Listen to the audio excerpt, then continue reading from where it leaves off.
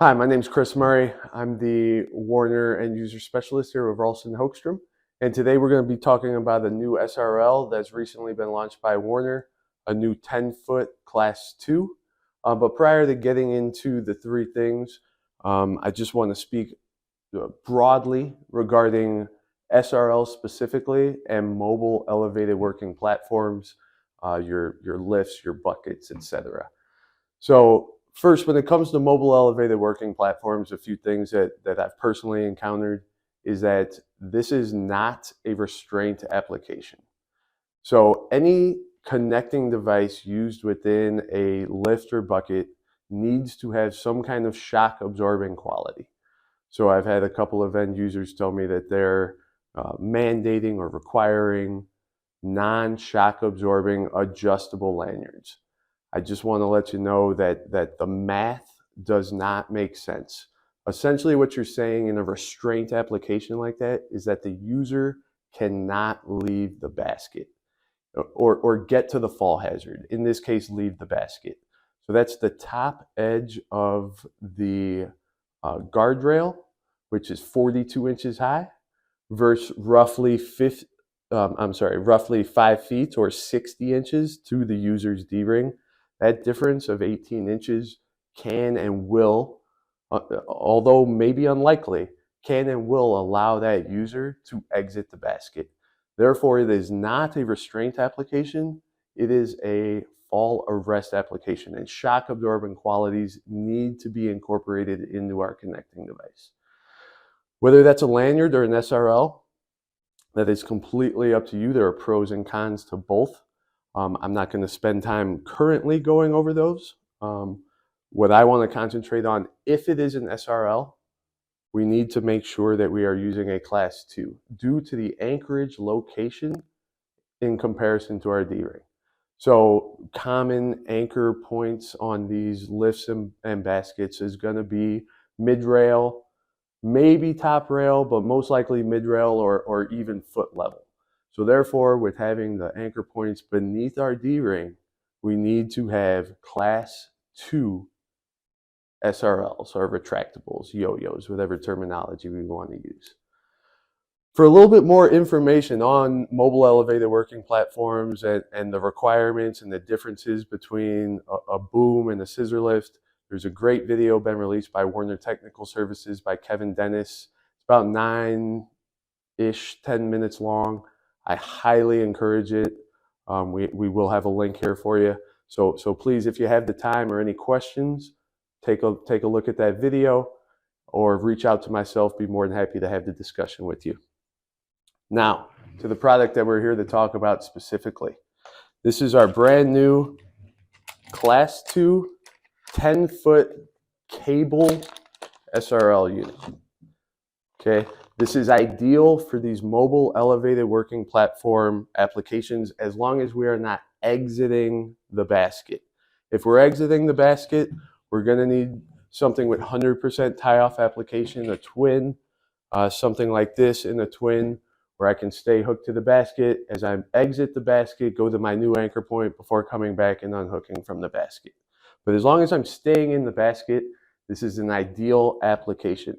It's really designed and addresses the true issues in the field, the concerns from the users themselves, from moving into a Class 2 unit.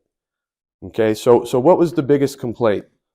When we look at the Class 2 unit, the secondary shock absorber, when we look at these longer units and this newer unit, and these personal length units that have been on the market for a while, the secondary shock absorber, so in this case the back pad, or these inline secondary shock absorbers have to stay with the user. So when we look at these longer ones, this housing always went to the anchor point. Nobody was volunteering to wear this. So we would put this to our D-ring on our harness. With these smaller units and the back pad being the secondary shock absorber, they came with this pin connector, requiring the user to attach this to the harness and this to go to the anchor point. So what this did is this forced the user to wear the weight of the housing. It's part of the reason that we came up with the web, versus the cable in order to alleviate or reduce as much weight as possible that the user was wearing. So how this one differentiates is that this is designed for this housing to go to the anchor point and for this to go to the user's D-ring. So this eliminates the need to wear any of the weight at all and allows the housing or the unit to stay with the lift or bucket for the day, as most users were accustomed to. They would take their unit, put it in that lift or bucket, and whoever got in that lift or bucket would use this. So as opposed to the user owning the housing, the unit is owned by the lift or the bucket.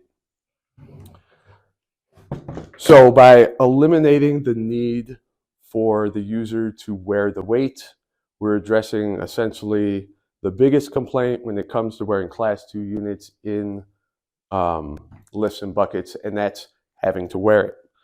I will want to reiterate, and it says right here on the housing itself, with this red part of the label, is that the housing is not optional to go to the anchor point.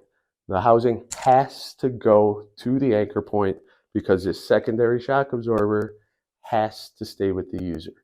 So this is not a bi-directional unit. You don't get the option of where this housing goes. The housing has to, I repeat, has to go to the anchor point, and this has to go to the user's D-ring, indicated by the red label here.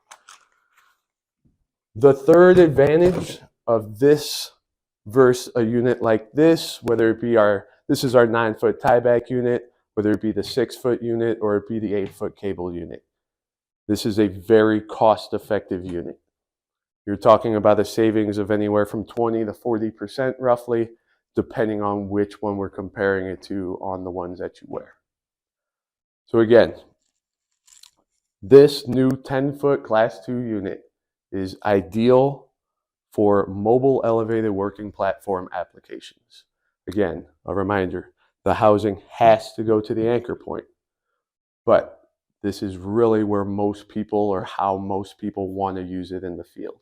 It removes the weight from the user's back and therefore reduces the complaints. I don't know if we'll ever eliminate them because the guys are creative with their complaints, but it does eliminate them having to wear it, the wear and tear, the ergonomics that go into that.